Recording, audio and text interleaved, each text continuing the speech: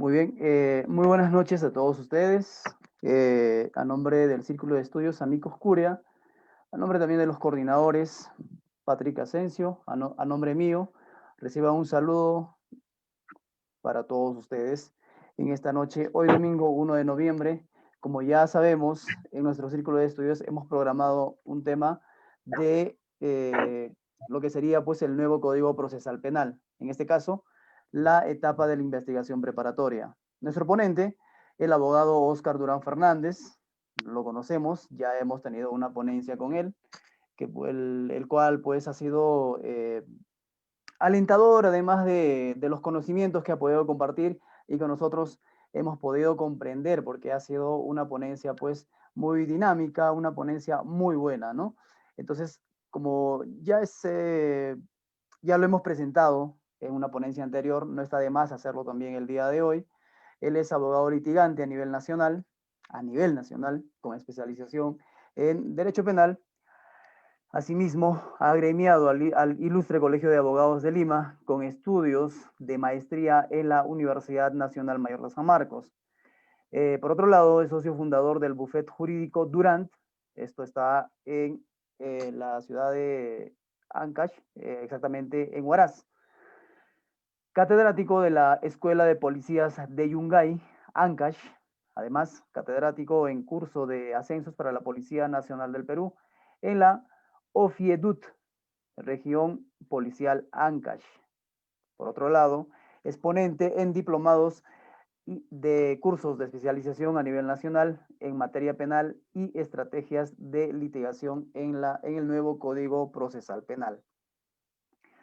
Esta sería la presentación del doctor Óscar Durán Fernández, quien para el día de hoy nos tiene preparado el tema de la etapa de investigación preparatoria en el nuevo Código Procesal Penal.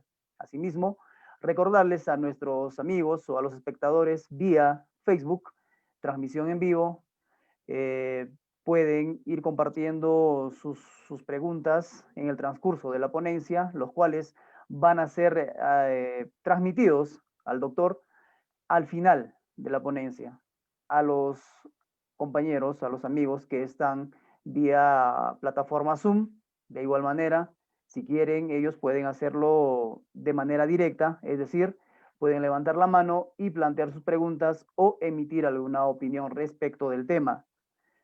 Por otro lado, pueden también dejar sus comentarios o sus preguntas en la casilla de comentarios, tanto en la transmisión en vivo por Facebook y también en la plataforma Zoom. No olvidar también compartir nuestra transmisión a todos los que están, a todos los miembros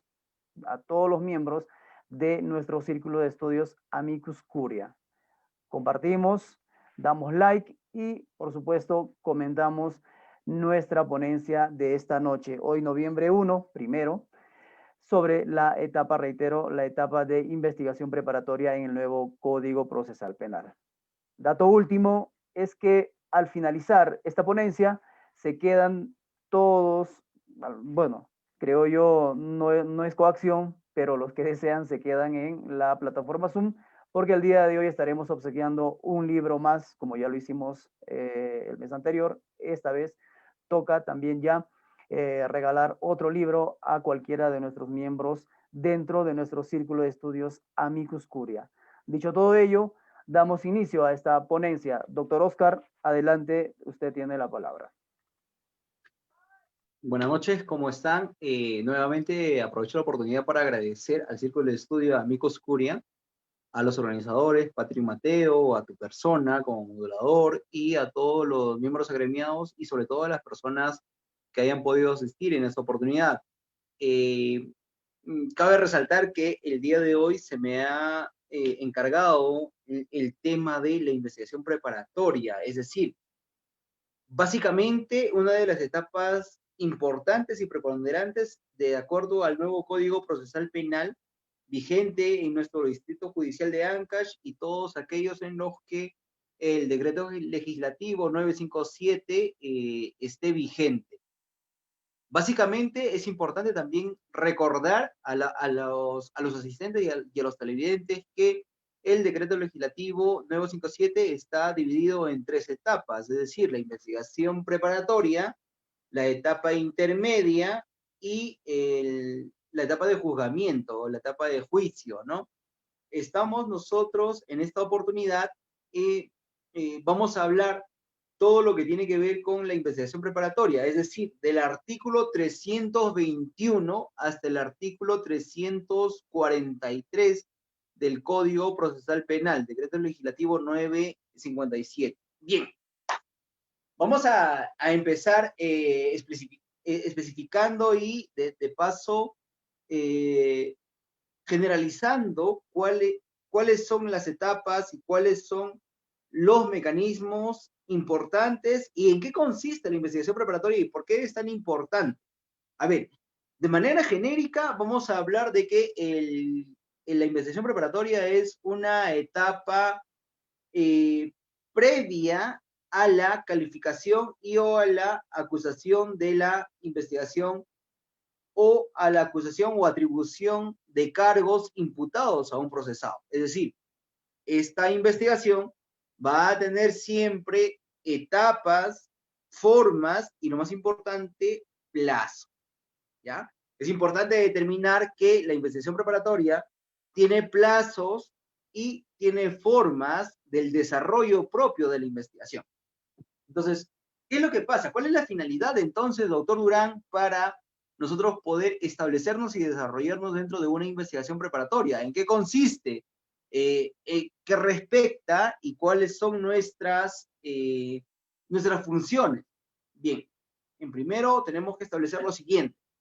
Depende básicamente cuál sea nuestra postura y cuál sea el enfoque en el que nosotros nos vamos a desarrollar dentro de la investigación preparatoria.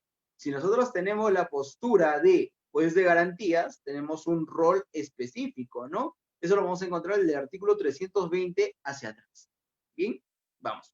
Ahora, si nosotros somos investigadores, es decir, persecutores de la investigación o del delito, tenemos nuestra función como fiscal. Y si nosotros somos abogados de la parte imputada, también tenemos una función en específico. Bien, vamos. ¿En qué consiste la investigación preparatoria? Básicamente tiene una finalidad muy importante y esta la vamos a encontrar en el artículo 321 del Código Procesal Penal. ¿En qué consiste? La investigación preparatoria tiene como finalidad reunir los elementos de cargo y de descargo. Estas son sus dos finalidades. Olvidémonos que nosotros estamos en un código inquisitivo, olvidemos que nosotros estamos en un código donde la carga de la prueba signifique reunir los elementos de convicción solo para atribuir responsabilidad al procesado. Eso no es así. Olvidémonos de eso. El artículo 321 del Decreto Legislativo 957, que entró en vigencia en Ancash el 12 de junio del 2012, para ver la redundancia, decía lo siguiente, o dice lo siguiente, que la finalidad de la investigación preparatoria es reunir los elementos de cargo, es decir, demostrar si esta persona sujeta a una investigación penal tiene o no los elementos suficientes para pasar a una etapa subsiguiente, que es la etapa intermedia, y posteriormente a un juicio. ¿Ya? Es decir, los elementos de convicción han superado el estándar de duda razonable, de prescripción de acción, y lo más importante, de que este delito sea de persecución pública. Eso es lo más importante. ¿Ya? Entonces, una vez superado estos parámetros o estos paradigmas, lo que nos corresponde es verificar si la investigación preparatoria reúne los elementos suficientes para pasar a juicio o lo que merece es archivar la investigación. Pero ¿cómo es? ¿Así de fácil, así de práctico? No. Genéricamente, el Código Procesal Penal se divide en dos subetapas, y esto lo encontramos en cualquier libro. Algunos dicen que, y yo también digo, bueno, es un punto de vista que ya lo evaluarán las personas, los jurisconsultos o las personas encargadas de determinar la ley, que la investigación preparatoria se subdivide en dos subetapas.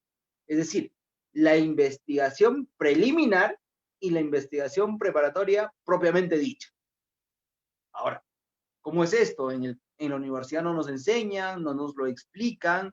¿En qué consiste? ¿Cuál es la diferencia? ¿Hay acciones independientes? Pues claro que sí. A ver, cuando nosotros hablaremos de una investigación preliminar, hablamos de algo muy importante en la práctica y de acuerdo al código. Cuando nosotros establecemos que hay una investigación preliminar propiamente dicha, establecemos que es el fiscal titular de la acción penal, persecutor del delito y persecutor de la investigación de un hecho noticioso con apariencia de criminalidad, ¿ya? Que él es el autónomo, que él es la persona indicada para podernos decir si esta investigación va a poder llegar a un buen puerto o si este hecho aparentemente delictivo o este hecho noticioso de un aparente delito merece ser archivado. Es decir, en la investigación preliminar es el fiscal con su autonomía establecido en el artículo 159 de la Constitución Política del Perú, establece y decide si esta investigación merece ser formalizada o si esta investigación merece ser archivada. La diferencia entre la investigación preliminar propiamente dicha y la investigación preparatoria es que en la preliminar el fiscal no tiene que requerir al juez de garantías ni ponerle de conocimiento de la existencia de una investigación, ni solicitarle autorización para archivar el caso. Es decir, el fiscal, de modo propio, de forma unilateral, bajo la consecuencia de la investigación preparatoria, puede o no archivar esta investigación. Eso es lo importante. ¿Perfecto? Entonces, una vez establecido este parámetro, nos toca ahora, ¿la investigación preliminar tiene algún plazo? Pero claro que sí. La investigación preliminar propiamente hasta la calificación tiene un plazo de 60 días. Calendarios, cuenta feriado, sábado y domingo, cuenta tu cumpleaños y cuenta cualquier día. Son días calendarios. Entonces, la investigación preliminar, ya referimos, no requiere ni de la autorización, ni de la verificación, ni de la consulta del juez de investigación preparatoria. Pasamos a la investigación preparatoria formalizada. ¿Cuándo se dice que estamos ante una investigación preparatoria formalizada? Esto es importante porque tenemos que entender que la investigación preparatoria es una investigación que está sujeto a un control. Por lo menos en teoría es así, en la práctica no siempre es así, pero en teoría por lo menos es así. Que el juez de garantías, el juez de verificación, admite o controla el desarrollo propio de la investigación. Y esto se refiere a plazos, formas y sobre todo garantía del debido proceso. Esto es importante, ¿ya? Entonces, es decir, el fiscal no puede iniciar una investigación, es decir, durante el desarrollo de la investigación preparatoria, no puede incautar, decomisar, realizar diligencias, ampliaciones, prórrogas, sin el conocimiento del juez.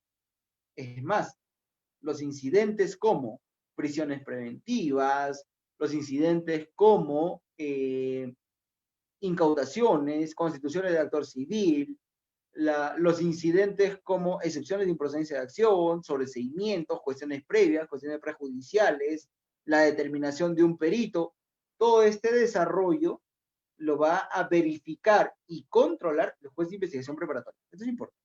Ahora, en el artículo 322 del Código Procesal Penal tenemos explicitado quién es el director de la acción penal. Y esto es importante porque justo acabo de tener un caso de feminicidio donde la policía, después de que haya salido de la disposición 1, que es la de apertura de diligencias preliminares, la fiscalía sin ningún ni disposición, ya ni providencia, me haya sacado una citación para ampliación de manifestación. Y lo curioso es que esta disposición la ha sacado cuando el plazo de investigación preliminar ya venció, ¿no? Entonces, nosotros accionaremos en la vía correspondiente pero se los dejo como reflexión. O sea, ¿esto es posible, doctor Durán? Pero por supuesto que no, no es posible. Por lo siguiente, si nosotros tenemos en cuenta la dirección de la investigación preliminar y preparatoria, se la atribuye al representante del Ministerio Público, fiscal varón o mujer. Esto significa que el fiscal puede iniciar por modo propio o, o encomendar a la policía, la realización de diligencias preliminares o preparatorias. Es decir, no es tan sencillo como se hace una lectura simplificada, solo que es importante saber que la policía, en atención al artículo 66 del Código Procesal Penal, no puede iniciar diligencia alguna sin la autorización o sin la encomendación del fiscal. ¿Y esto cómo se hace? A través de una disposición. Por eso les comentaba. La fiscalía, vía telefónica, le llama y le dice, cítame por favor a los testigos A, B y C para que den su manifestación ampliatoria. La pregunta es, ¿esto es posible? Claro que no. Porque hay que tener en cuenta una cosa muy importante. Yo solo puedo ampliar investigación respecto de aquella información primigeniamente establecida y que aquí de mi propia manifestación haya surgido nuevos datos que den luces a hechos de investigación. Y segundo, que respecto de algún elemento de convicción posteriormente aparecido, que tenga vinculación con mi manifestación, yo pueda, en calidad de testigo, hacer una ampliación o aclaración respecto de esta información. Solo así. A mí no me interesa si el fiscal se olvidó, si el fiscal tuvo una mala estrategia, si el fiscal se asesoró por un buen abogado o le pidió ayuda a algún colega y le dijo, oye, ¿y preguntaste A, B y C circunstancia? No, entonces solicito una ampliación. Eso no está permitido por ley.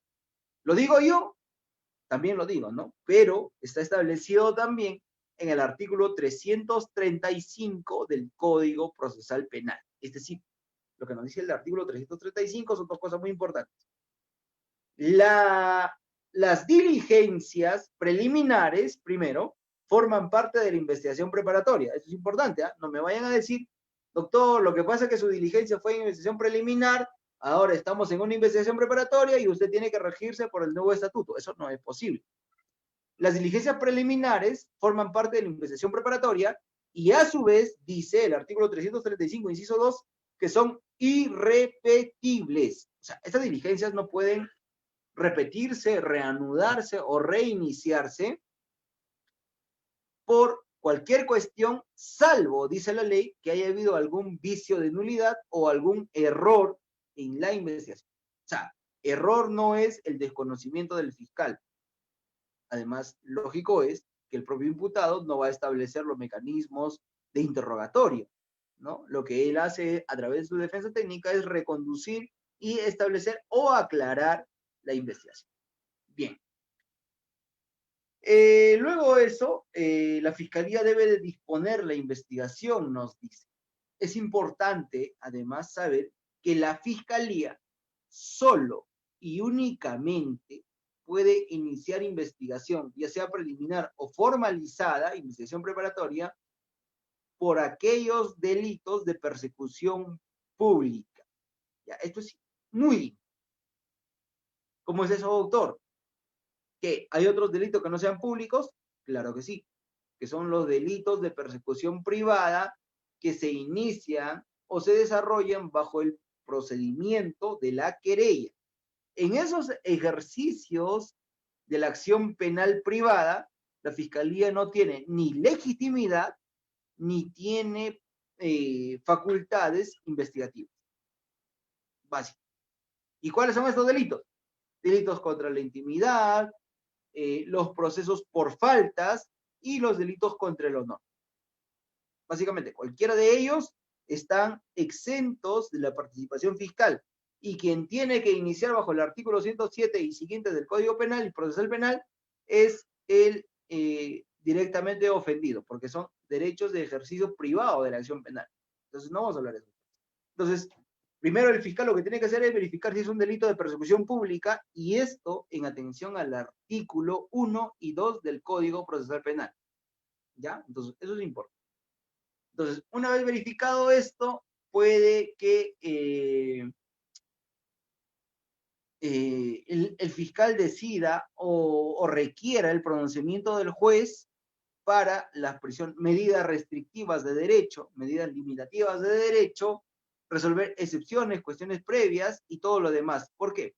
Porque recordemos que el juez de investigación preparatoria, o debe ser así por lo menos, porque he encontrado un 0.01% en todo mi ámbito de litigio, que los jueces de investigación preparatoria leen el código y que además se atienden al código. Es decir, tienen que ser jueces de garantías del debido proceso, no juez de garantías de acusación fiscal o juez de garantías del desarrollo de la investigación fiscal. No. Tampoco juez de garantías del imputado, o sea, juez de garantías del debido proceso. ¿Y cuáles son estas garantías? Publicidad, inmediación, igualdad de armas, ¿no? Y el correcto desarrollo de los plazos, por ejemplo. Entonces, estos principios estatuyen la investigación preparatoria. No podemos hablar nosotros de una investigación en la que el juez le traigan o le lleven un requerimiento de prisión preventiva, de acuerdo a la casación C26-2013 Moquegua, solo con 4 presupuestos perfectamente satisfechos y le faltare uno y el juez diga, bueno, en este momento lo va a subsanar. Eso no es posible. Ya hablaremos de eso en su momento, pero no es posible. Entonces, el juez no puede garantizar el correcto desarrollo de la investigación fiscal, ni el correcto desarrollo de sus persecuciones penales, ni de sus finalidades del fiscal. Tampoco del abogado. Debido proceso, igualdad de armas, igualdad, equilibrio en investigación y sobre todo correcto desarrollo y correcta interpretación penal. Bien, ahora, la pregunta es, ¿quién tiene la facultad de denunciar? Esto es importante. ¿Cualquiera puede denunciar? ¿O tiene que ser una persona directamente ofendida, o una persona vinculada al delito, o una persona al que le afecte la investigación o el desarrollo de la investigación? Entonces, el tema es, si nosotros recurrimos al artículo 326, vamos a determinar que no cualquiera, o bueno, cualquiera puede denunciar, es decir, cualquier persona que conozca la ilicitud del hecho o la apariencia delictiva puede hacer una denuncia de forma personal. Doctor, ¿puede denunciar de forma anónima? Por supuesto que no. Los fiscales, claro, algunos colegas abogados fiscales sí lo hacen, pues, ¿no? Bueno, me han denunciado de forma anónima y me han dicho que acá hay un hecho de violación. Y si tú preguntas, doctor, ¿y quién fue el que denunció? Bueno, es anónimo. Eso no es posible. Es taxativo y prohibido por ley que ahora, por lo menos ahora en el nuevo Código Procesal vigente, no puede iniciarse ese tipo de investigaciones con la reserva de la investigación. Una cosa es que esta persona tenga reserva de información o una investigación reservada, o que éste tenga un código por colaborador eficaz y que no se identifique su nombre completo y que se le haya atribuido solo un código, a que hayan establecido una denuncia por personas sin identificarse. Eso no es posible. Bien, entonces, ¿todos tenemos la facultad de denunciar? Sí, perfecto. Pero aquí hay una pregunta. Si todos podemos denunciar, hay personas que también no están obligados a denunciar. ¿Pueden denunciar? Sí. ¿Están obligados a denunciar? No. ¿Y quién lo dice, doctor? Ah, bueno, perfecto. Eso lo encontramos en el artículo 326 y lo encontramos en el artículo 327 respecto de quienes no se encuentran obligados a denunciar.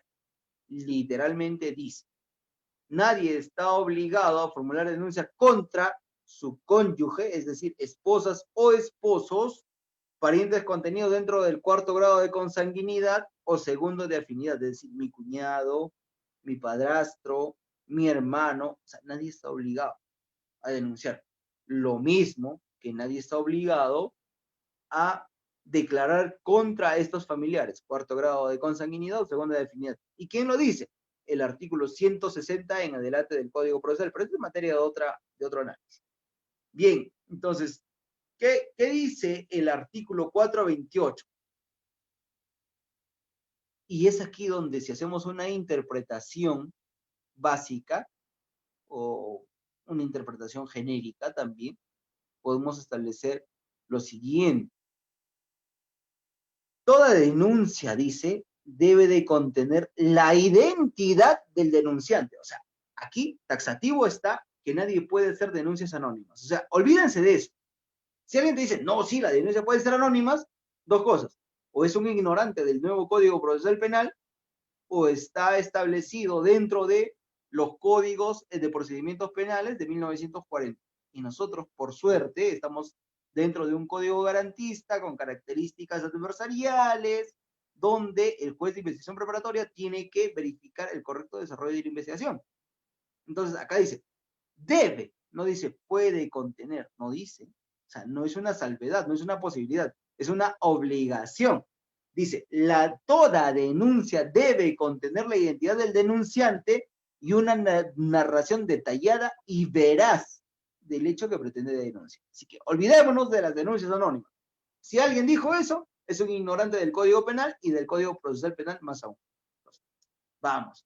¿Cómo se hace la investigación o cómo se inicia la investigación? Perfecto. ¿Cómo se inicia? Arrancamos por el código 329 del Código Procesal Penal. ¿Cómo se inicia la investigación? La investigación se inicia, por ejemplo, de oficio, cuando se tenga conocimiento de un hecho ilícito a través de la noticia, una página de Facebook, una queja pública, una detención, un arresto ciudadano, etc. O una denuncia formulada ante la Fiscalía de turno correspondiente. Bien.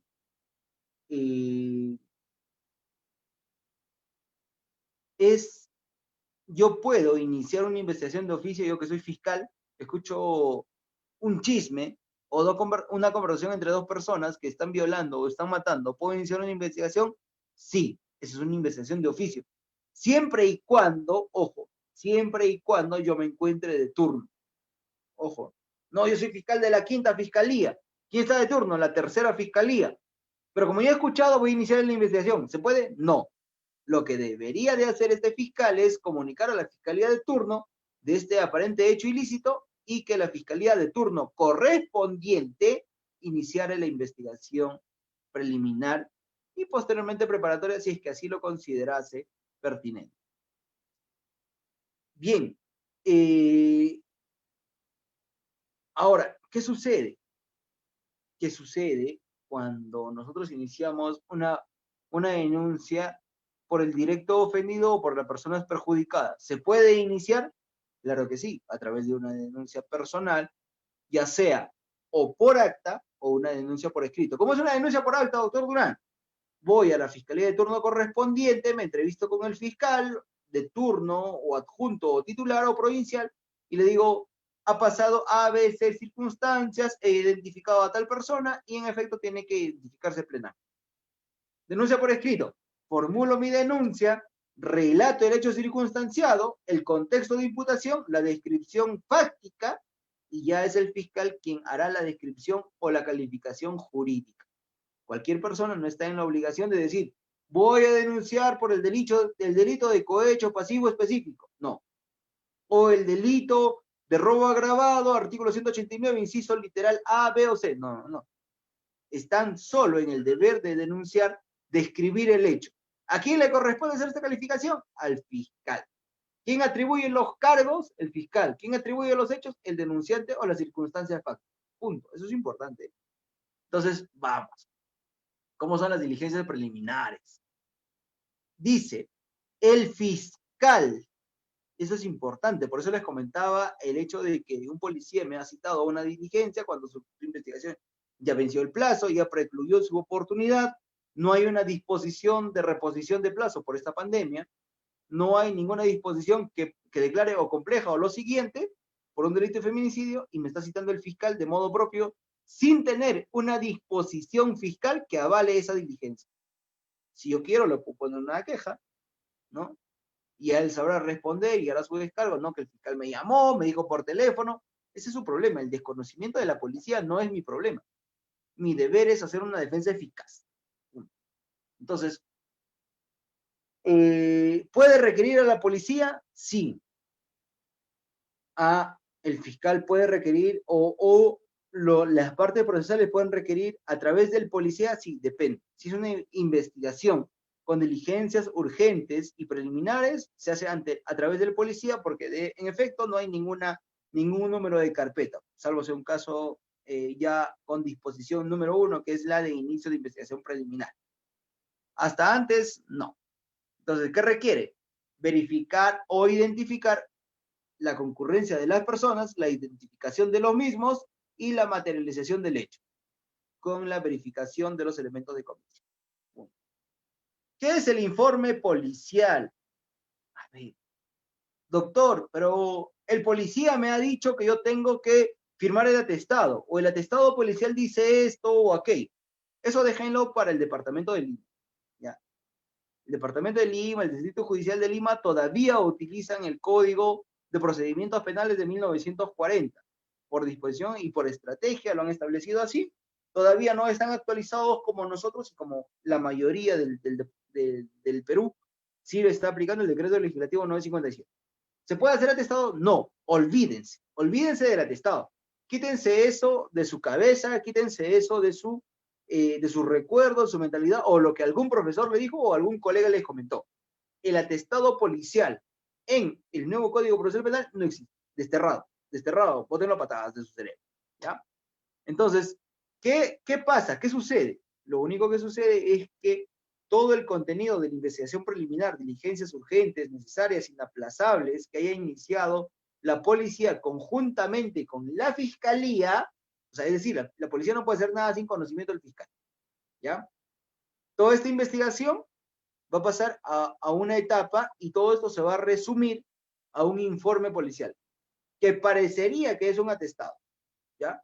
Pero se llama en el nuevo código informe policial. El informe policial contiene hechos, sujetos, descripciones, análisis y inclusión de elementos de convicción. Punto. Porque de eso se van a basar para un requerimiento como prisión preventiva o no, si fuera el caso.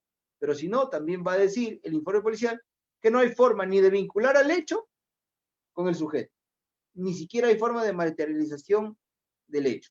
Entonces, eso va a contener el informe policial. ¿Qué es lo que contiene el informe policial? Los antecedentes que motivan la intervención de la policía. ¿Qué es lo que le ha motivado a la policía a intervenir? Si es en flagrancia, si es con dirección fiscal o lo que fuere, cuáles son los hechos, la identificación de los sujetos, de las personas y la comprobación del domicilio de los datos y datos de las personas involucradas a la investigación. Punto. Nada más. Doctor, hay más, tenemos más, ¿qué hacemos?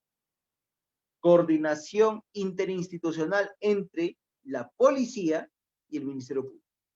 Pero claro, es interinstitucional. Es decir, la policía, bajo el artículo 666, 66, del Código Procesal Penal, es auxiliar de investigación. Es decir, la policía no hace nada sin que el fiscal disponga. Oye, ¿pero el fiscal puede sacar un peritaje? No, para eso está la policía, auxiliar de investigación. ¿El fiscal puede hacer una ITP? Sí, en algunos casos, pero con intervención policial. Y toda esta información y todo este resultado debe de estar contenido en el informe policial. Bien, hasta ahí la investigación preliminar. Bueno, ahora empieza la investigación preparatoria propiamente dicha. ¿Cómo es que empieza la investigación preparatoria propiamente dicha? Agarramos el artículo 334 del Código Procesal Penal y decimos lo siguiente. Oye, ¿qué es? Bueno, no sé, el fiscal ha tenido una etapa de calificación y verificación de la investigación. El fiscal califica y dice, bueno, en efecto, señores, tengo los elementos de convicción suficientes para formalizar la investigación. Tengo indicios razonables de que el hecho sí constituye delito, de que el hecho sí es justiciable penalmente, de que el hecho no ha prescrito y de que sí se ha identificado a los sujetos. Por lo tanto, formalizo la investigación. ¿Qué es la formalización? La formalización es la investigación preliminar. Esa investigación le va a poner de conocimiento al fiscal, al juez de investigación preparatoria de turno, al juez de investigación preparatoria que corresponda, y le va a decir, señor juez, tengo una investigación con X plazo, 120 días, que es lo normal, es decir, 4 meses de investigación preparatoria, salvo complejidades, se puede prolongar por 120 días más o 8 meses. Bien, tengo una investigación. ¿Para qué? Para que el fiscal controle y pueda sobreseer de oficio, declarar una excepción de oficio, pueda verificar los plazos, que el fiscal no se tome más allá del plazo establecido por ley, que la prisión preventiva sea verificada, que el plazo de la prisión preventiva sea verificada y todo cuanto le corresponda. La pregunta es, ¿lo hace en un 0.05%? Porque lo demás queda en el artículo, en el código. Bien, entonces, ¿qué hace? La investigación preparatoria puede, el fiscal dice, ¿no? O sea, obviamente estamos hablando de una investigación formalizada porque el fiscal ha decidido no archivar la causa. Es decir, para el fiscal sí existen elementos de convicción, para el fiscal sí existen hechos vinculados a la investigación y que corresponde no, y que corresponde pasar a otra etapa. ¿Bien? Muy bien. Entonces, ¿qué sucede? Pero doctor, yo he sido sometido a una investigación, por ejemplo, por el delito de hurto. El fiscal archivó la investigación, pero ahora me han vuelto a denunciar por el mismo hecho. Ojo, es importante no confundir el mismo hecho por el mismo delito. Ya.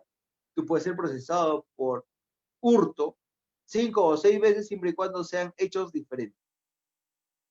Pero no me vas a decir, doctor, a mí ya me procesaron por hurto agravado el año 2015, ahora estoy inmerso en una investigación en el año 2016, ¿no? Y nadie me puede volver a denunciar por el mismo delito. No.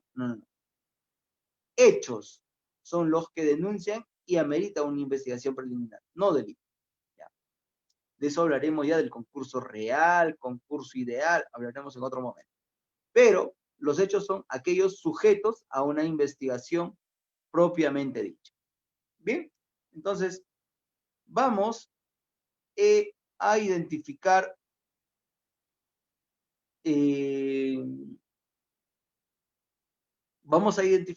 la investigación propia. Recordemos además que nosotros estamos identificando de forma genérica los procesos de conocimiento común, o sea, los procesos por delitos comunes. Hay leyes especiales que identifican, por ejemplo, el decreto legislativo 30.077, que fue publicada el 20 de agosto del 2013, que es la ley de crimen organizado, por ejemplo. El decreto legislativo 1106 de lavado de activos, que fue modificado por el 1249, etc. No estoy hablando ni de los procedimientos de leyes especiales, ni de delitos especiales con particularidades propias. Ojo, no seamos desatendidos, no seamos ignorantes. Estamos hablando del proceso común, decreto legislativo 957. En otro momento hablaremos de la ley de crimen organizado, de la ley de lavado de activos, delitos tributarios, si así lo quieren, pero en este momento estamos hablando del Código Procesal Común. ¿Perfecto? Muy bien. Entonces, ¿qué pasa? ¿Cuáles son las diligencias de investigación preparatoria? Estas diligencias de investigación siempre se rigen por naturalezas de utilidad, pertinencia y conducencia. ¿Cómo es eso?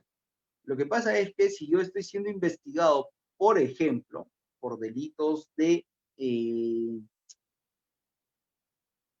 de usurpación, por ejemplo, usurpación de un bien plenamente identificado, por un delito,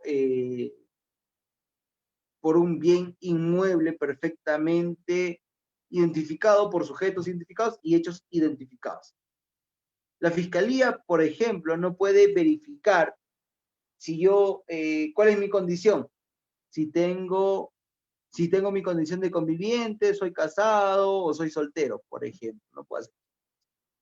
Si yo, por ejemplo, en el 2015, ¿en qué colegio he estudiado, por ejemplo? Eso carece de utilidad, carece de pertinencia, ¿no? Entonces, esos hechos, esas diligencias de investigación preparatoria van a ser sometidas y además están vinculadas a lo que dice el artículo 71, a que esta persona conozca, tenga el derecho de conocer los cargos por los cuales se le imputa o se le está investigando. Y cuando hay una investigación formalizada, está en la obligación además de atribuir los cargos de forma explícita, no implícita. Es decir, señor, usted está siendo investigado por delito de peculado.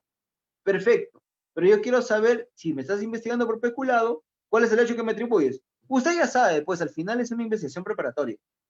Eso ya se va a ver determinado o ya se va a establecer en su acusación o en el sobreseimiento. Perdón, eso no se puede hacer. Eso no se puede hacer. ¿Ya? Entonces es importante además conocer eh, cómo es que llevamos una investigación propiamente. ¿Ya? Recordemos, si me persigues penalmente por un delito, por una circunstancia, circunscríbete, señor fiscal, señor policía, a esos hechos, a los hechos en materia de investigación.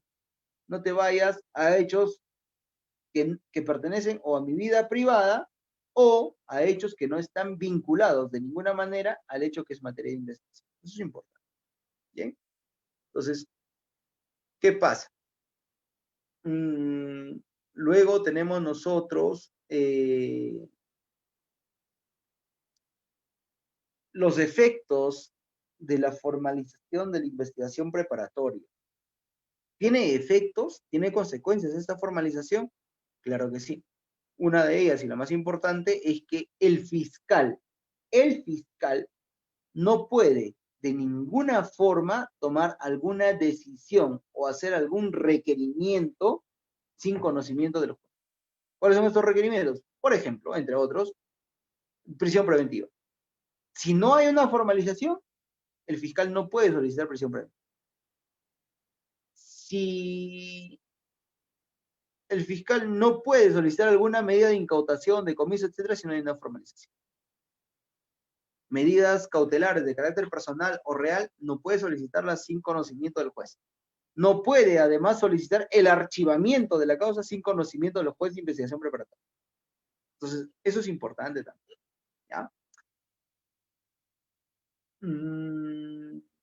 ¿Qué hacemos? ¿Qué hacemos? Luego, doctor, durante esta investigación hay agentes encubiertos, tenemos agentes codificados, claro que sí. Tenemos básicamente dos diferencias, el agente encubierto y el agente especial.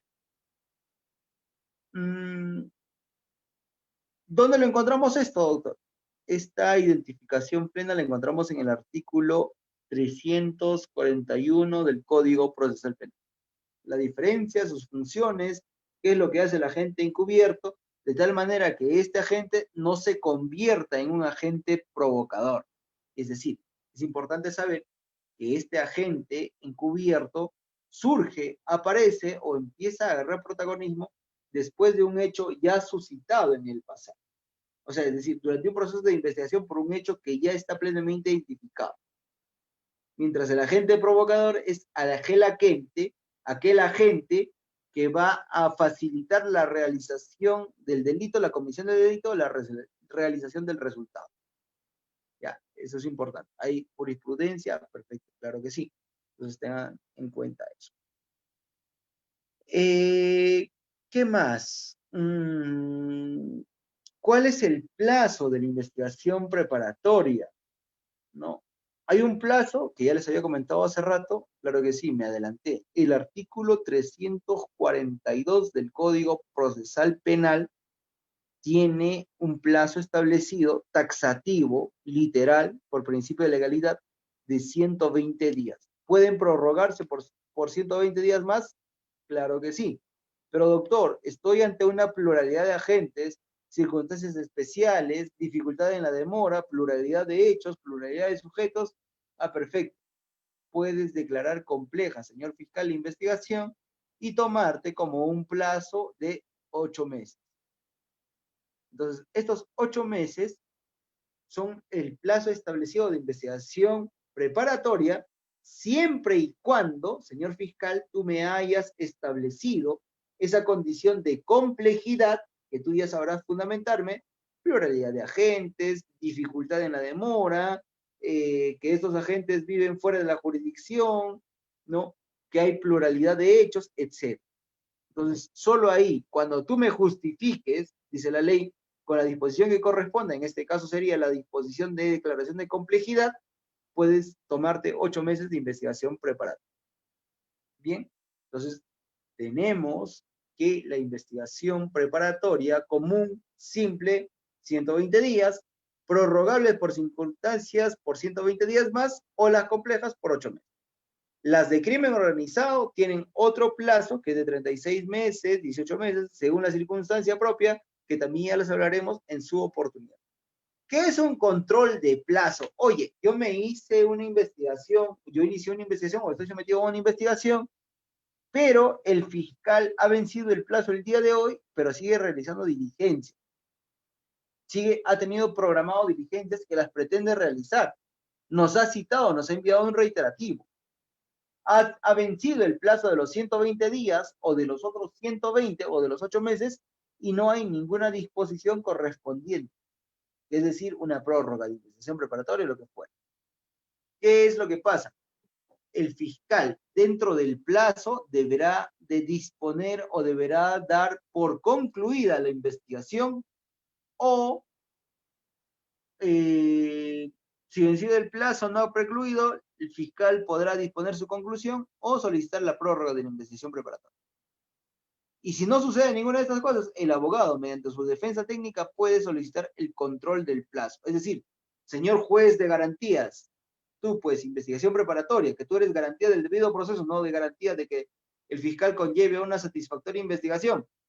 Te comento, señor juez, que el señor fiscal que me está investigando ha vencido su plazo hace 2 días, 3 días, 4 días y no saca ni su disposición de conclusión de investigación preparatoria, tampoco saca el requerimiento de acusatorio o el requerimiento de sobreseimiento. Por favor, ordénale que corrija eso y que se pronuncie dentro del plazo establecido.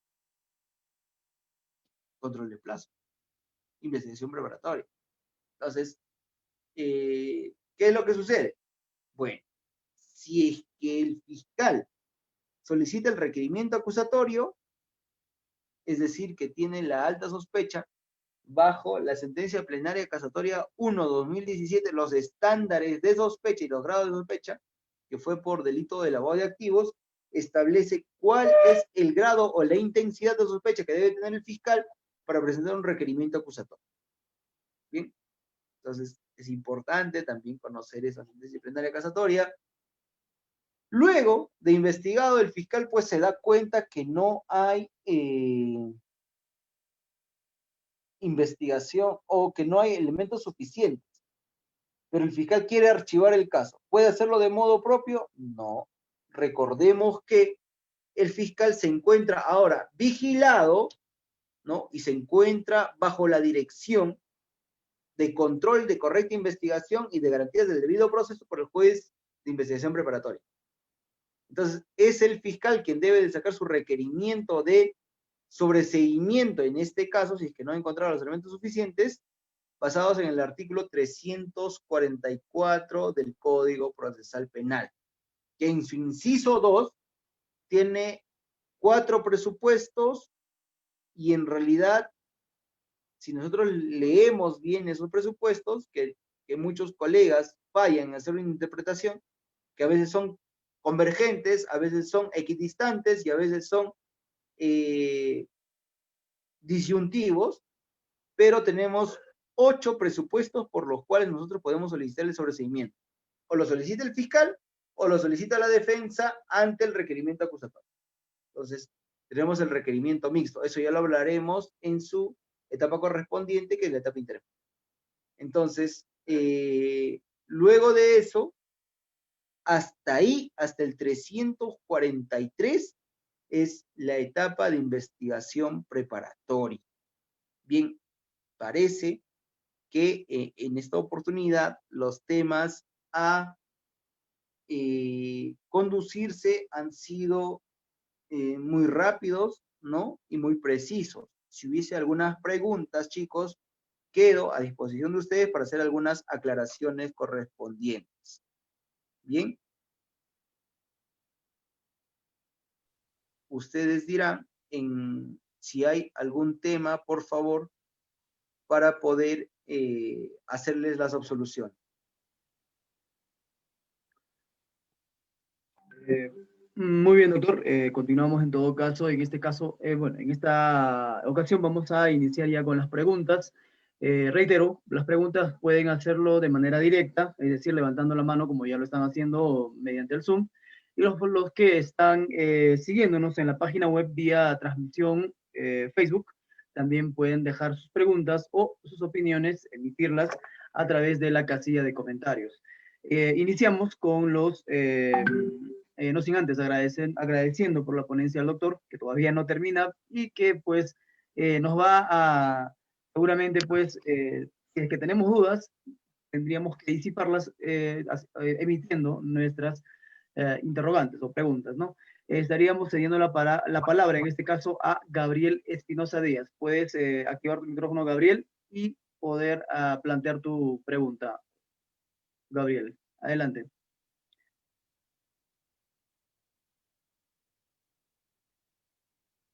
Por favor, Patrick, si puedes ver si pueden activar su micrófono sí. los... Gabriel Espinosa Díaz, ¿ya puede activar su audio, por favor?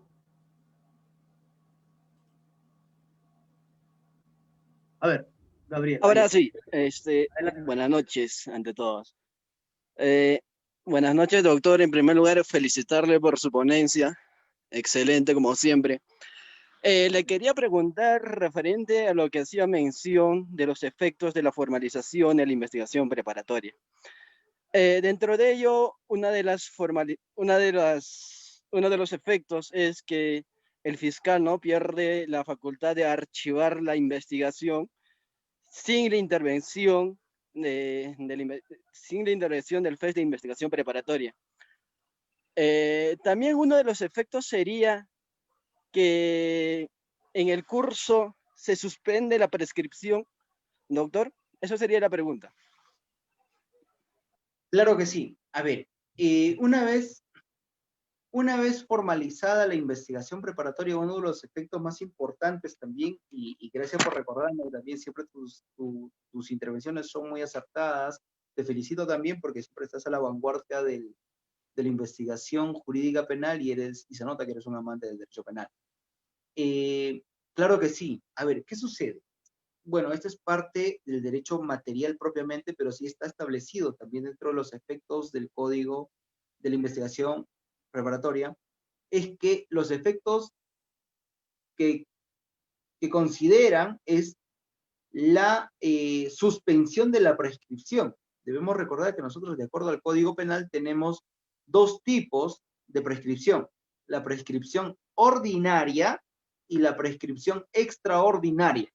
Es decir, nosotros, cuando exista una investigación debidamente formalizada, esta prescripción se ve interrumpida, y si en determinado caso el fiscal no saca ninguna disposición y venció sus plazos preclusivos, ¿no? Estaríamos nosotros o el abogado del imputado solicitando la prescripción extraordinaria.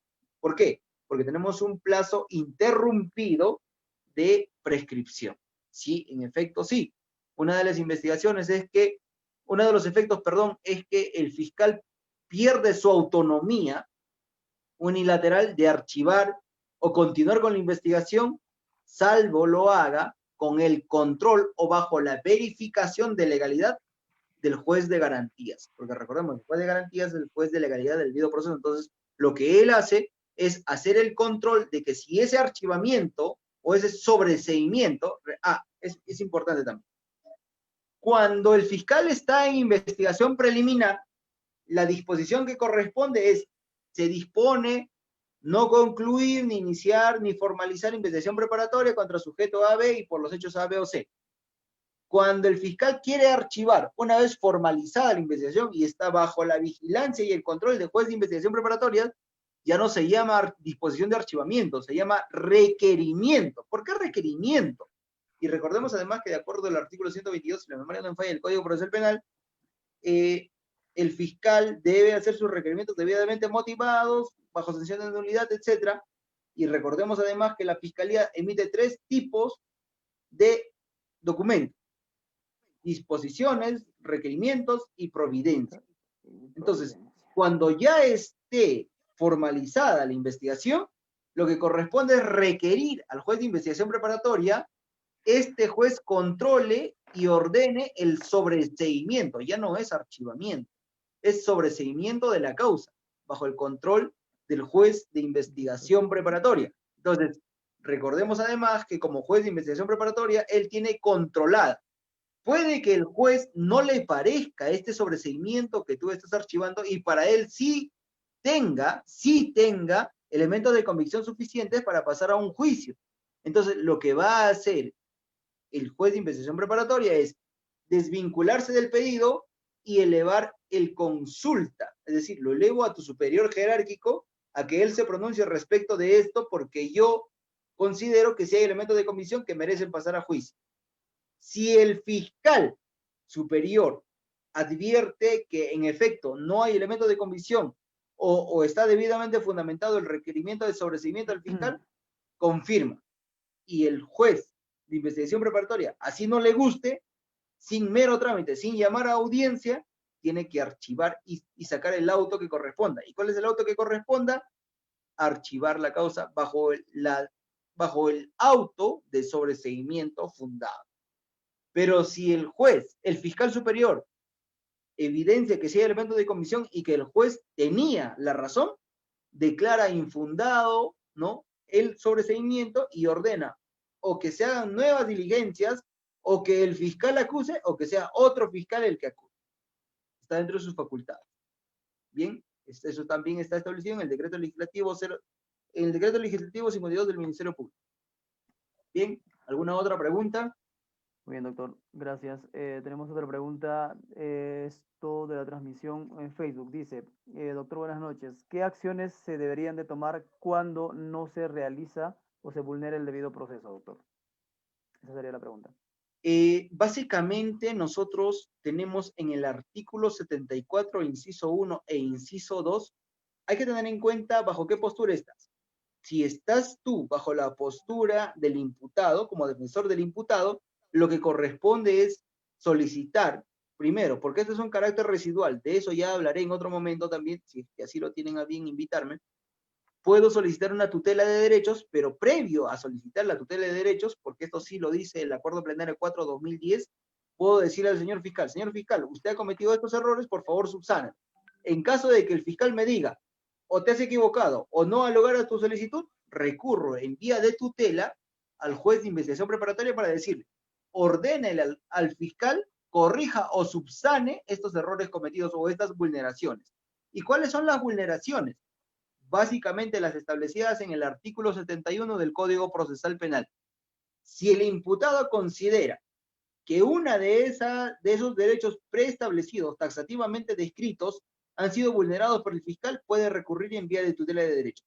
Si estás en la postura del abogado de la parte agraviada, puedes recurrir o en queja o en exclusión del fiscal por vulneración al debido proceso, que está establecido en el artículo 62 del Código Procesal Penal. ¿Alguna otra pregunta? Sí, doctor, tenemos otra pregunta, ya en este caso por los participantes en la plataforma Zoom. Marcos Deza, adelante. Activamos su micrófono, por favor, para Marcos Deza. Sí, señor Marcos Deza, Deza Gonzaga, ¿puede activar su micrófono, por favor? Deza Gonzaga.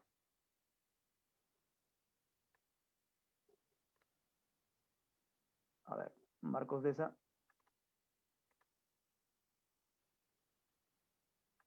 O en todo caso, pasamos para Liz Claudia. ¿Sí está? Liz Claudia, ¿puede activar su micrófono, por favor? Liz Claudia. Otra vez, ¿puede activar su micrófono, por favor?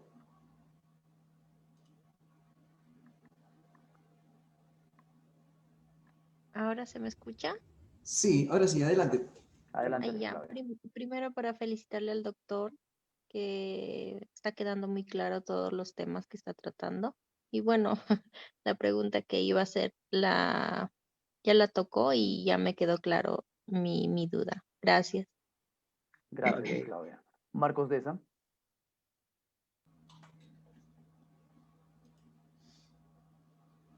Señor Sí. Deza, ¿puede activar su micrófono? Por favor, si usted está habilitado.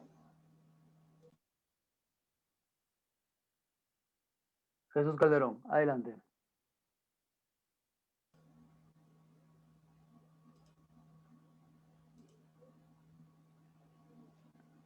Está Ya. activado tu micrófono, Jesús. Adelante. Buenas noches, doctor y compañeros. Agradecer de antemano de manera infinita al doctor por esta disertación maravillosa. Hola, ¿me escuchan? Sí, Claro, claro. adelante. Ya, yo tengo dos consultas, dos preguntas, y son Interesante. las siguientes. Doctor, ¿cuál es la formalidad que exige el Código Procesal Penal para pronunciarse sobre el requerimiento de sobreseimiento?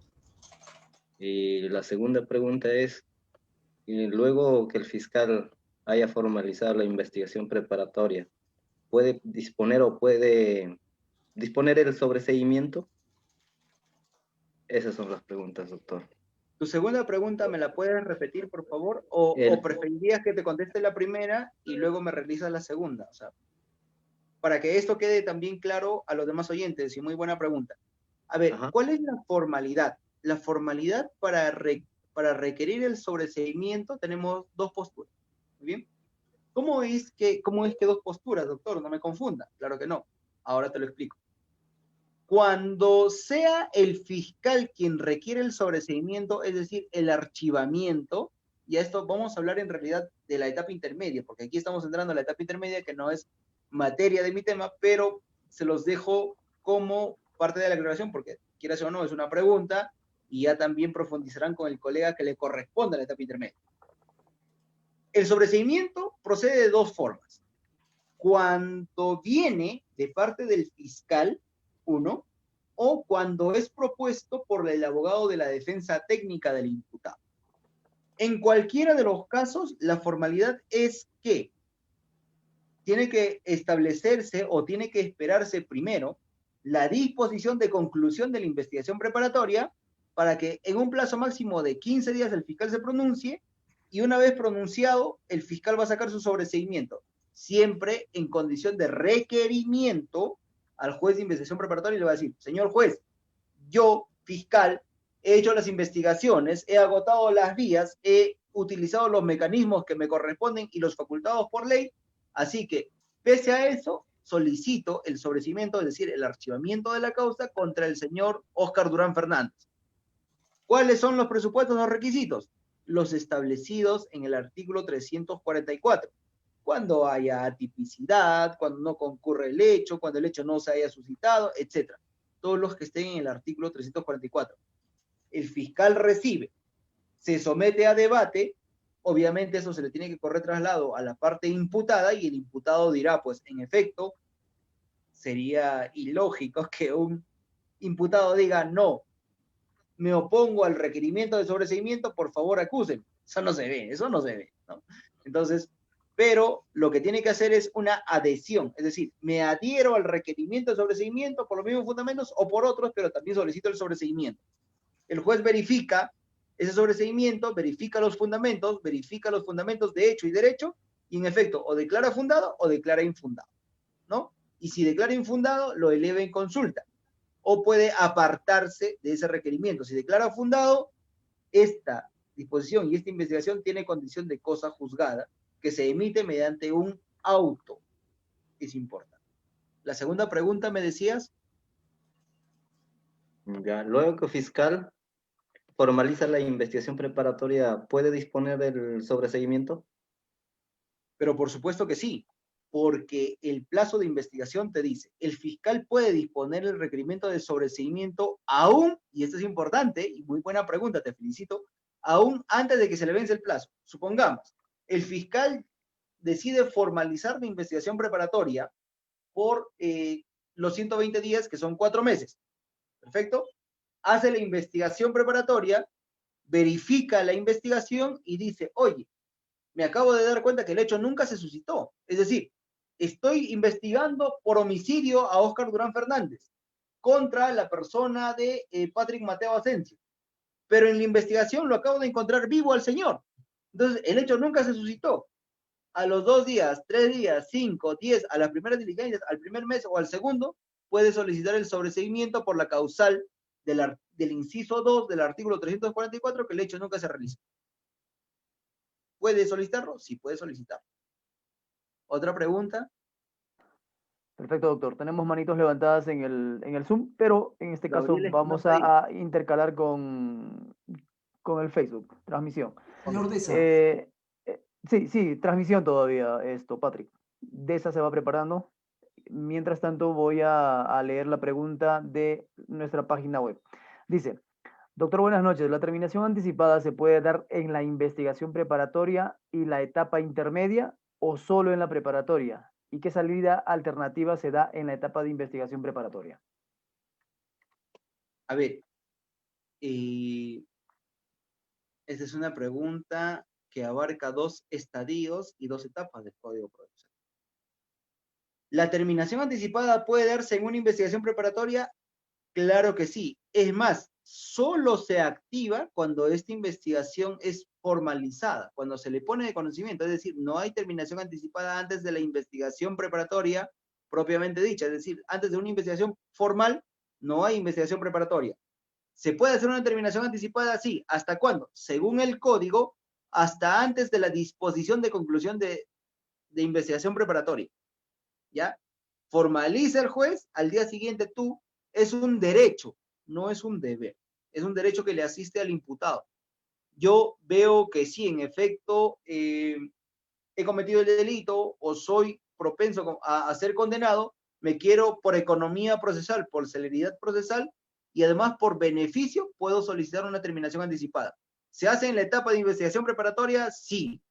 La pregunta que tú hacías y aquí genera un poco de confusión es, ¿se puede realizar en etapa intermedia? Según la ley, no. No está establecido.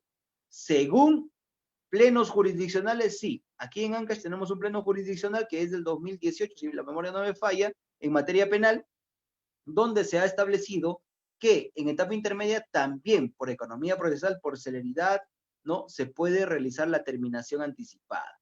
Beneficio de la terminación anticipada, 1/6 de la pena, pero esto ya atiende a procesos especiales. No es un proceso de investigación preparatoria. Esto lo vamos a encontrar, me parece, en el artículo 368, 348 en adelante, ¿ya? Claro, 348 en adelante, porque a partir de ahí empiezan los procesos especiales. Un proceso de determinación anticipada es un proceso especial. Entonces, beneficio, te reducen 1/6 de la pena. Adicionalmente, puedes también ser beneficiado si haces una confesión sincera, una colaboración eficaz, etc. Pero se puede hacer en etapa intermedia. La ley dice que no, algunos jueces no lo admiten, pero lo puedes hacer en etapa preparatoria, sí. Permitido por ley, sí. En etapa intermedia, dudoso, nos acogemos al criterio discrecional del juez, algunos lo admiten y algunos no. ¿Otra pregunta? Bien, ahora sí le cedemos la palabra a Marcos Deza. Si puedes activar tu micrófono, Marcos, por favor, adelante. Sí, gracias. Sí, bueno, doctor, buenas noches. Les saluda Marcos Deza. Más bien agradecido por su ponencia, muy excelentísimo y entendido y claro, ¿no? Más bien muchas gracias, agradecido. Quiero hacer mi pregunta. en la actual circunstancia de lo que es la pandemia, que estamos restringidos, aquí en la etapa de investigación preparatoria, son los principios que no se debe vulnerar, ¿no? Mencionó el principio de la publicidad, el principio de inmediación, me quiero ir con lo que es el principio de inmediación, ¿no? Estamos aislados, ¿no? Pero sin embargo, yo veo, por un criterio común, veo que se vulnera este principio, doctor. Entonces, tal vez nos podrías dar el alcance, doctor, si se vulnera este principio de inmediación. Perfecto. Las circunstancias propias de la pandemia, es importante decir esto porque ustedes recordarán, y entiendo, te agradezco los comentarios y la consideración que me tienes, y es importante recordar que durante este periodo de pandemia ha habido muchos requerimientos, muchos autos de libertad y muchas circunstancias propias donde se han escrito incluso artículos, por ejemplo, y este es un cliché que a mí hasta risa me da. Prisiones preventivas en tiempos de COVID. Autos de sobreseimiento en tiempos de pandemia. La pregunta es, ¿la pandemia ha de alguna forma cambiado algún articulado, alguna ley taxativa establecida en el Código Penal o Procesal Penal? Ninguno. Entonces, ¿a qué se debe? Pero bueno, vamos a tu pregunta. ¿Hay una vulneración al principio de publicidad? Esto es relativo. Esto es relativo. Porque el principio de publicidad significa que cualquier persona pública, salvo sea delitos graves, como lo establece el artículo 85 del Código Procesal Penal, o delitos contra la intimidad, nadie puede verificar. Pero eso no impide que tú, aún en tu audiencia, puedas llevar a 2 o 3, 4 o 5 personas que puedan estar escuchando tu audiencia. No hay ley prohibitiva al respecto. Ahora, si el principio de publicidad se...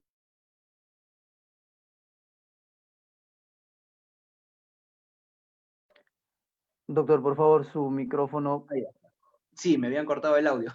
Si se está confundiendo con el principio de inmediatez, aquí sí hay que tener cierto cuidado, porque una cosa es que los juicios sean públicos, que las diligencias sean públicas, y otra, audiencias de incidentes como excepciones, sobreseimientos, control de ejecución sean públicos, y otra cosa es que tú, como parte procesal, tengas acceso a la diligencia o a los actuados procesales. Es el principio de inmediatez. O sea, que no se confundan estos principios. Una cosa es la publicidad y otra cosa es la inmediatez.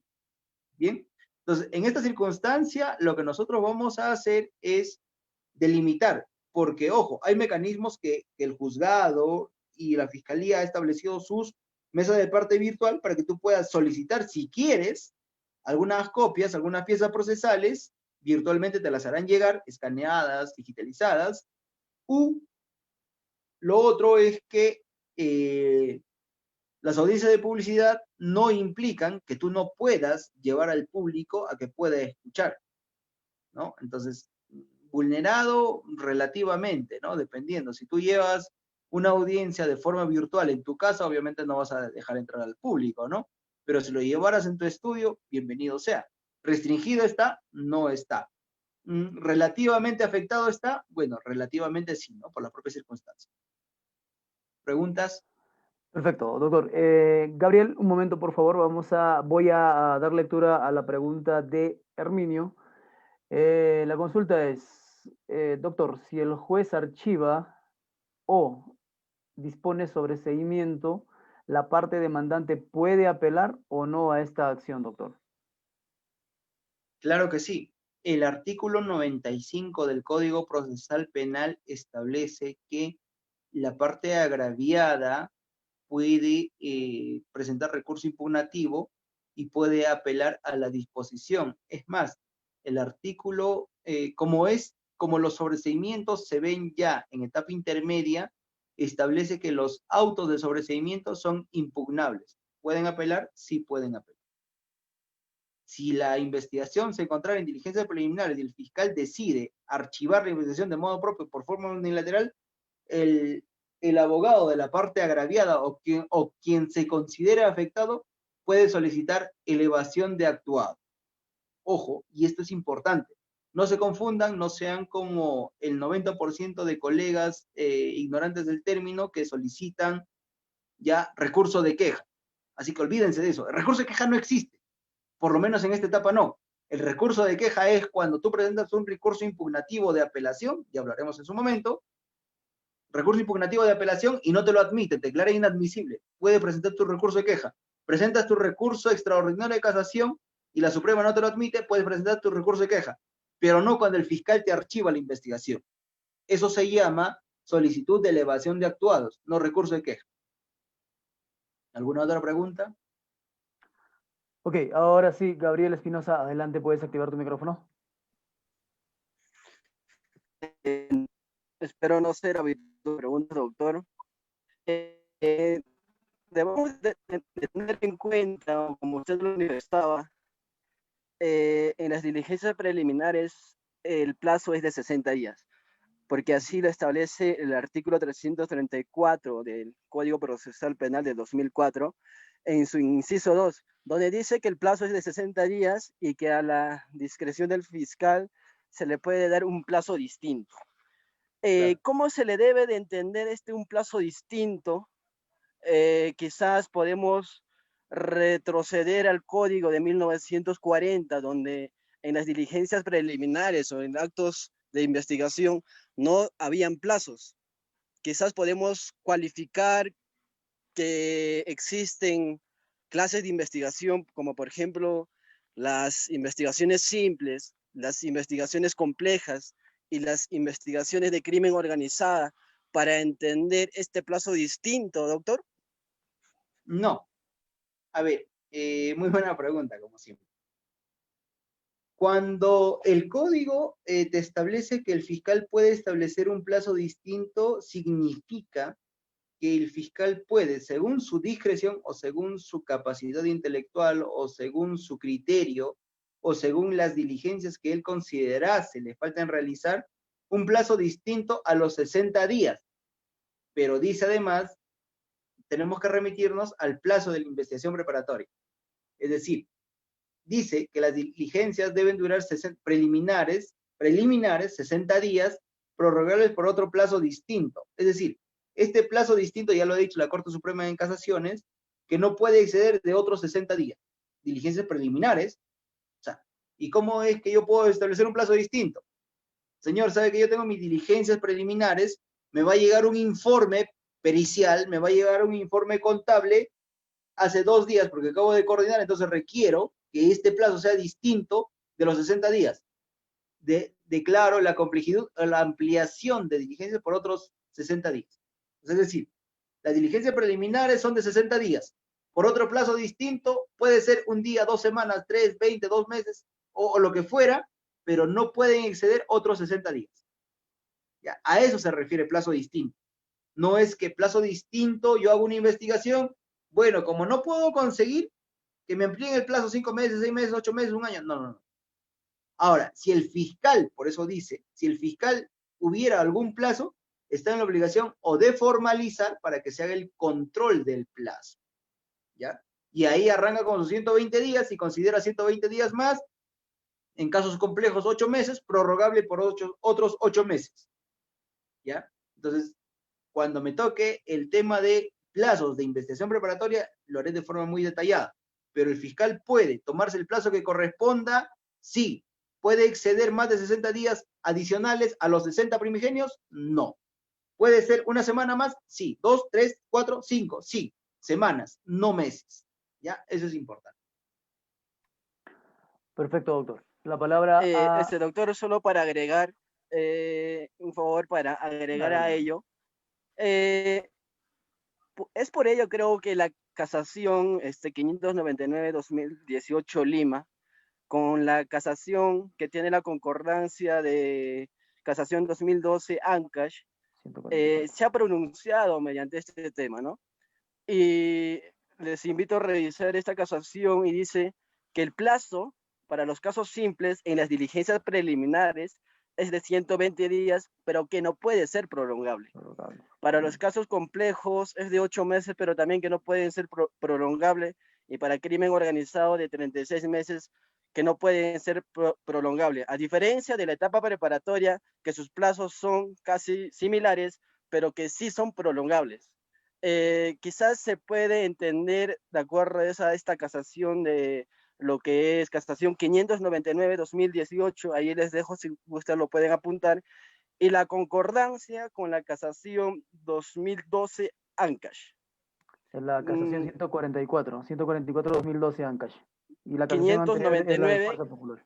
la casación 599-2018 Lima, con la concordancia de la casación 2012 Ancash. Bueno, ese es, creo que la Corte Suprema se ha pronunciado porque justamente había esa deficiencia de que no se entendía un plazo distinto, ¿no? Claro. Claro, eso es precisamente lo que te decía. Los plazos, dice, de investigación preliminar pueden ser de 120 días, no más, lo que acabo de decir, por eso te decía, los plazos ordinarios y plazos extraordinarios hay que entenderlos. Plazo ordinario es 60 días. ¿Puedo prolongar más? Sí, hasta máximo 60 días. Si hacemos la sumatoria, 60 ordinario más 60 prorrogables son 120. ¿Más de eso puede? No puede, lo que dice tu casación. En plazos de investigación preparatoria, ¿se puede? Sí, pero con un requerimiento al juez cuando concurran especiales dificultades, especiales circunstancias y otras que el código establece. ¿Alguna otra pregunta? Además de ello, doctor, ¿se puede establecer un control de plazos en las diligencias preliminares o solo es posible en la etapa preparatoria? En las diligencias preliminares, cuando no esté formalizado, lo que tú tienes que recurrir es en vía de tutela de derecho, que según el acuerdo plenario 4-2010, si la memoria no me falla, sí se puede recurrir por plazo razonable, y te invito también a que leas la resolución del caso Pedro Pablo Kuczynski por plazo razonable en vía de tutela de derecho. Es la única tutela que no está establecido. En realidad, los plazos razonables no está establecido como afectación dentro del artículo 71. Y el artículo 74, inciso 2, dice, solo por aquellos delitos vulnerados en el artículo 71 y sus incisos, se puede plantear tutela de derechos. Pero el plazo razonable no está establecido dentro de ese artículo. Pero en el caso Pedro Pablo Kuczynski sí se ha determinado como un nuevo delito. ¿En mérito a qué? En mérito al acuerdo plenario 4-2010 respecto a tutela de derechos, donde establece que adicionalmente a los incisos establecidos en el artículo 71, la exclusión de prueba prohibida también es recurrible vía tutela de derechos y otras que afecten derechos fundamentales. Entonces, esas otras ha quedado ambiguo, ha quedado lato, pero hay caso concreto, Pedro Pablo Kuczynski, donde se ha establecido el plazo razonable como resolución en vía de tutela de derechos. ¿Otra pregunta? Bien, doctor. La pregunta de Jack Jover, adelante. Puedes activar tu micrófono, Jack Jover. Doctor, buenas noches. Primero, felicitarlo por la gran ponencia que ha realizado. Creo que no lo pensaba, pero ya lo ha respondido a mi estimado amigo Graviel la pregunta que lo iba a realizar, ¿no? Bueno, pero para poder dar un poquito más de información, quisiera preguntarlo para que un poquito más lo amplíe, ¿no, doctor? La información. Bueno. Entendemos de que la función del juez de investigación preparatoria, pues, es atender cuando hay una afectación de los derechos del imputado en este sentido. Entonces, cuando el abogado defensor ve que se ha vulnerado algún derecho, impone una tutela de derechos ante el juez de investigación preparatoria, ¿no es cierto?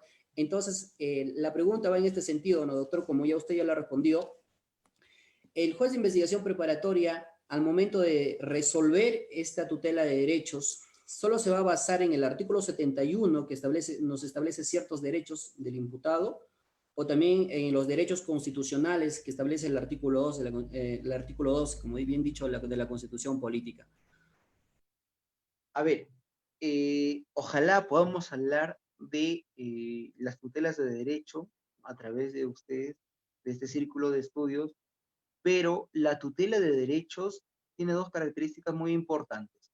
La primera es que tiene una condición residual, es decir, si tú recurres al fiscal directamente le dices, me estás vulnerando este derecho, o da por concluida tu investigación por vencimiento de plazo, o estás excediéndote en tus diligencias, o tus diligencias son impertinentes, puedes recurrir en vía de otros artículos, ¿ya? Y lo segundo es que la tutela de derechos solo es procedente cuando no haya otro mecanismo para recurrir intraproceso,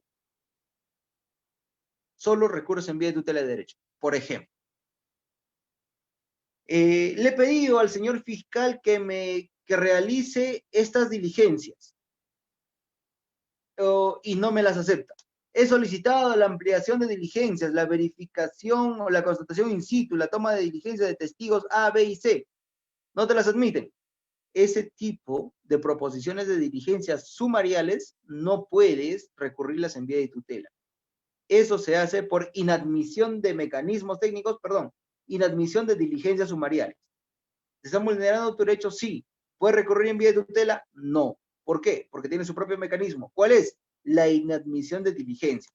Doctor, el fiscal me ha hecho una privación de libertad o el fiscal ha ordenado mi detención por el vencimiento de plazo. ¿Tutela de derechos? No. Habeas corpus.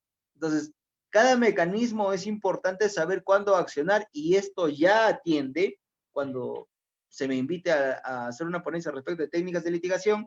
Esto atiende a las técnicas de litigación que aplique cada abogado, que no es lo mismo con solo conocer la normativa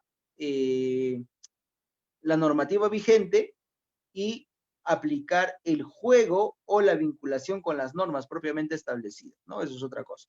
Entonces, ¿se puede recurrir en vía de tutelas por algunas otras? Solo las establecidas y las reconocidas en el Acuerdo Plenario 4/2010. ¿Alguna otra pregunta? Sí, doctor. Tenemos otro sobre la, transmisión. Esto dice, doctor, ¿el principio de oportunidad se puede aplicar en la investigación preparatoria?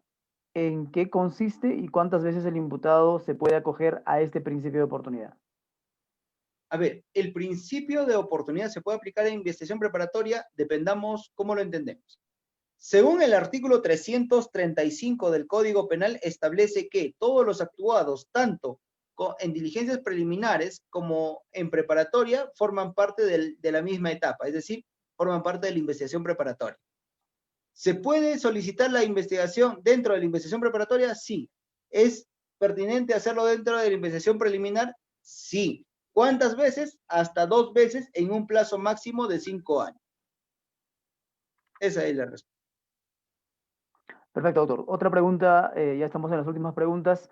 Dice, doctor, buenas noches. En el transcurso de la investigación preparatoria, el fiscal puede darse cuenta que la investigación, que al principio es un caso simple, en realidad es compleja, pero de la particularidad que ya se cumplió el plazo, en ese estadio el fiscal puede solicitar fijar un plazo distinto según las características de complejidad, es decir, ampliar el plazo con el supuesto de complejidad a pesar que el plazo por una investigación por un caso simple ya se cumplió. Claro que sí. Lo único que se requiere, de acuerdo al artículo 122, es que esa disposición que declara compleja sea debidamente fundamentada y esté basado en presupuestos objetivos del derecho. Es decir, yo inicié una investigación porque persona A fue denunciada por homicidio, pero del desarrollo de mi investigación, que solo estaba como un proceso simple, me he dado cuenta que no actuó solo él. Hubieron 2 o 3 personas, de las cuales uno es extranjero, un venezolano, por ejemplo, no lo estoy utilizando con carácter académico, no quiero que luego se me accione de alguna forma, un venezolano, o la investigación inició en Huaraz pero no es un guaracino el que inició, el que ayudó o el que participó en el hecho, también un piurano o un puneño.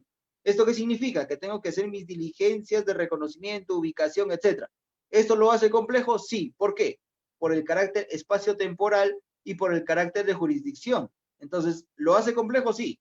Parecía un caso simple, pero de la investigación desarrollada se evidencia circunstancia de especial complejidad. ¿Por qué? Por pluralidad de agentes, por pluralidad de sujetos, por jurisdicción, etc. ¿Se puede declarar compleja? Sí. ¿Alguna otra pregunta? Ok, doctor, tenemos otras preguntas aquí. Gracias a los que están participando en nuestra transmisión en vivo por la plataforma Zoom. Nancy nos pregunta, buenas noches, doctor. Mi pregunta es, luego que el fiscal formaliza la investigación preparatoria, ¿puede disponer el sobreseimiento? Pero claro que sí, eso ya lo habíamos respondido de forma reiterativa, porque antes de que decida formalizar la investigación, no puede solicitar el sobreseimiento. Lo que tendría que hacer es sacar la disposición de no formalización de la investigación preparatoria y consecuentemente el archivo de la causa. Perfecto.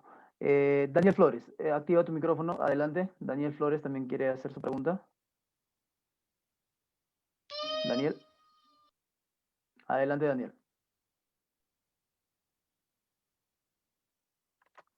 Daniel Flores, adelante con tu pregunta. Sí, disculpen, tenía problemas de audio. Doctor, muy buenas noches. Agradecerle primeramente por su ponencia, igual a los anfitriones de esta noche, ¿no? Iván y Patri. Doctor, mi pregunta es base a netamente a la etapa de investigación preparatoria en materia de este conversatorio, y es que el artículo 446, donde mayormente se usa en los procesos inmediatos,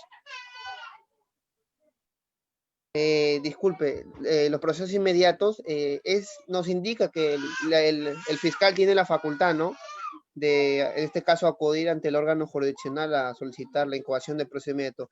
Pero este artículo lo he escuchado muchas veces, se menciona los casos de omisión a la asistencia familiar, en los delitos de omisión a la asistencia familiar. Si bien es cierto, también quería hacer meter ahí la pregunta, es que el principio de oportunidad muchas veces se emplea tanto en la investigación preparatoria como en la etapa intermedia. Entonces, doctor, ¿por qué siempre se utiliza solamente, mi pregunta es, ¿por qué solamente lo he escuchado en mención en los delitos de omisión a la asistencia familiar y no en otros delitos? Bueno. A ver, interesante tu pregunta, pero como que nos salimos un poco del foco. El artículo 446 y 447 establecen los presupuestos para una incoación de proceso inmediato que muchas veces atiende a dos circunstancias. La primera es una intervención en flagrancia basada en el artículo 259 del Código Procesal Penal y sus presupuestos para determinar una flagrancia presunta, cuasi flagrancia, etcétera, ¿no? Y que el fiscal, luego de tomada la declaración del imputado, tiene los elementos de condición suficientes, etc. Solo ahí. A ver, tú me decías si se puede o no hacer el principio de oportunidad o por qué escuchas solo en los procesos de OAF, que son procesos de omisión en la asistencia familiar. ¿Qué sucede? Sucede que los procesos de OAF, a ver, para hacer un principio de oportunidad tenemos que tener en cuenta cuándo podemos hacer un principio de oportunidad. Que sea una pena no superior a 4 años, ¿no? No superior a 3 años y que no hayas atentado contra el bien jurídico público, etcétera, que sea una pena con una prognosis inferior. Por ejemplo, los delitos de conducción en estado de ebriedad son delitos más frecuentes para hacer el principio de oportunidad y no necesariamente en OAF. A ver, ¿por qué se incoan los procesos de OAF? Esto ya estamos entrando a un tema de procesos especiales dentro del Código Procesal Penal. Los procesos de OAF solamente requieren la verificación de la identificación de los sujetos, la válida notificación del requerimiento del pago y el incumplimiento del pago, más la remisión de copia. Suficiente, no se requiere más. Entonces, no hay carácter de complejidad. Es más, cuando se hizo los procesos inmediatos, se establece cuáles son los delitos. Conducción en estado de ebriedad, procesos por omisión a la asistencia familiar y delitos en flagrancia. La ley establece cuándo debe y es importante hacer la interpretación jurídica porque el 466 dice, no dice podrá realizar. Antes de la modificación de la ley de proceso inmediato dice, el fiscal podrá. Si ahora tú te das cuenta, la ley ha cambiado y dice, el fiscal deberá bajo sanción. O sea, es una obligación que el fiscal en procesos de OAF, conducción en estado de ebriedad, ¿no? Sobre todo que hayan superado las dos oportunidades del principio de oportunidad. Y tú me decías además un dato importante y hay que hacer la diferencia. ¿El principio de oportunidad se puede hacer en investigación preparatoria? Sí. En etapa intermedia también, pero ya no se llama principio de oportunidad. Según el artículo 349 y 350 se llama postular, que el imputado postule un criterio de oportunidad, que a suma es lo mismo, ¿no? Pero ya se llama criterio de oportunidad, no se llama principio de oportunidad, porque el principio de oportunidad se da en diligencias preliminares o en investigación preparatoria. En etapa intermedia, como es la acusación, ya se llama criterio de oportunidad. Eso es importante. ¿Alguna otra pregunta? Sí, doctor, tenemos una última pregunta sobre lo que son las denuncias anónimas. Dice que se pueden hacer las denuncias anónimas en la línea 100 del Ministerio Público, ¿ya? A propósito del decreto legislativo 1327, doctor. ¿Está permitido todavía las denuncias anónimas? Esa es la pregunta. A ver, es importante, y por ahí leí un comentario un poco agresivo, pero... Justamente queremos aclarar por eso, doctor, esa... Sí, lo que pasa es que el decreto legislativo 1327 es un decreto legislativo en el que se establecen medidas de protección y además no solo medidas de protección, sino también sanciones para las personas que hagan denuncias de mala fe, dice el decreto legislativo. Pero esto es únicamente en delitos de corrupción de funcionarios. No es en todos los delitos. Un delito de violación, un delito de robo, no está permitido hacer denuncias anónimas. Un delito solo en corrupción de funcionarios sí se puede realizar con denuncias anónimas. Y además que no solamente prevé el anonimato para la persona que denuncia, sino también la sanción contra esta persona, ¿no? De haber hecho de las denuncias de mala fe. Muy bien, doctor, muchas gracias. Queríamos que se aclare sobre todo ese punto porque, bueno, no queremos en realidad dejar pues ningún malentendido, ninguna mala interpretación sobre la ponencia genial que esta noche usted ha podido disertar, doctor. Sobre todo No, para claro, yo todos nuestros encantado. miembros. Y ustedes saben que yo estoy abierto a ustedes, abierto a preguntas y oportunidades que ustedes me digan. Yo siempre apuesto por las preguntas, me interesan las preguntas. Sé que no ha sido una pregunta de mala fe, aunque el comentario, bueno, ha sido un poco agresivo, pero lo tomo como que es el ímpetu del muchacho y que es apasionado en el derecho penal. Y un saludo también para nuestro amigo que hizo la pregunta. Pero para lo que ustedes deseen, yo abierto, muchachos. Doctor, disculpe, una última pregunta. No sé si se puede Adelante. dar. Claro. ¿Qué pasa si el juez del proceso de investigación falla en el proceso de investigación preparatoria ya formalizada? Establéceme esa, a ver, ¿a qué te refieres con falla? Lo que pasa es que cuando en el derecho alemán se utiliza el término fallo, se emplea en el sentido siguiente. O sea, ¿a qué te refieres con que falla? ¿Con que comete alguna arbitrariedad, alguna ilegalidad, o con que emite un fallo correspondiente? ¿Por qué se utiliza en el derecho alemán el término fallo? Porque cuando el juez emite una resolución, siempre hay dos partes controversiales, ¿cierto? El que reclama y el imputado, o bueno, el agraviado, el imputado. Cuando saque una resolución, siempre va a salir uno en favor del otro y en contra del otro. Entonces, esta postura siempre va a decir que ese derecho ha fallado, ha sido mal aplicado. ¿Por qué? Porque va en contra de los intereses de la otra parte, porque siempre hay puntos controversiales. Mientras le declaren fundado a una de las partes, va a estar bien, pero mientras le declaren infundada a las otras partes, va a estar mal. Entonces, se considera que ese es un fallo. Quisiera que me establezcas, y eso como un poco de cultura general en el ámbito jurídico. Me gustaría que me establezcas a qué se refiere el fallo. No, o sea, falla en el sentido de una arbitrariedad. En ese sentido, se podría decir que va mi pregunta.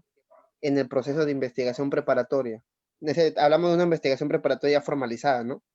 Claro, claro. Lo que tú puedes hacer es recurrir en queja o solicitar, bueno, plantear alguna nulidad respecto del acto que tú consideres se haya generado algún vicio procesal, y adicionalmente puedes en vía administrativa solicitar alguna queja, interponer alguna queja, recurrir en vía de queja administrativa y solicitar que se cambie al juez, ¿no? O que se inhiba, pues tiene dos opciones. En este caso sería plantearle una recusación al juez, porque si falla es porque tú consideraste que objetivamente, de acuerdo al artículo 34 y 35, me parece, del Código Penal, si mal no recuerdo, puedes solicitar o plantear o interponer una recusación, es decir, que cambien a este juez y que entre otro a conocer la causa. Muchísimas gracias, ¿Alguna otra doctor. pregunta? Bien, doctor, creo que ya hasta aquí hemos terminado con todas las preguntas. Gracias por participar, a nuestros amigos de Facebook por estar siempre siguiendo nuestra página, el Círculo de Estudios Amicus Curia. De esa manera lo van a encontrar en la plataforma de Facebook, Círculo de Estudios Amicus Curia, le dan seguir y van a estar al tanto de todas las actividades que tenemos en este Círculo de Estudios todos los domingos a partir de las 8 de la noche. Transmisión en vivo vía Facebook. Muchísimas gracias a todos ellos por participar, por las preguntas y por supuesto por sus comentarios. Asimismo también agradecer a todos los miembros del Círculo de Estudios vía plataforma Zoom. De esta manera estaríamos culminando con la ponencia, sin antes a usted, doctor, agradecerle por esta genial ponencia. Ha sido pues algo gratificante y por supuesto, como todo domingo a domingo, aprendemos algo más en materia penal. Doctor, sus palabras. No, yo quedo agradecido también por la confianza y la oportunidad que me han dado de poder participar en esta capacitación. Yo definitivamente lo hago con todo gusto y estoy al servicio de ustedes y la comunidad jurídica que desee hacer algunas aclaraciones, tanto desde el punto de vista doctrinario, dogmático o la praxis jurídica, puesto que yo me dedico al ámbito de litigio, ¿no? Y como ya les he referido, soy capacitador también a nivel nacional en técnicas de litigación estratégicas y sobre todo en incidentes como excepciones de improcedencia de acción, tutelas de derecho y lo que respecto del tema que se me encargue, ¿no? Y yo estoy a disposición de ustedes, chicos, cuando quieran. Muchas gracias también.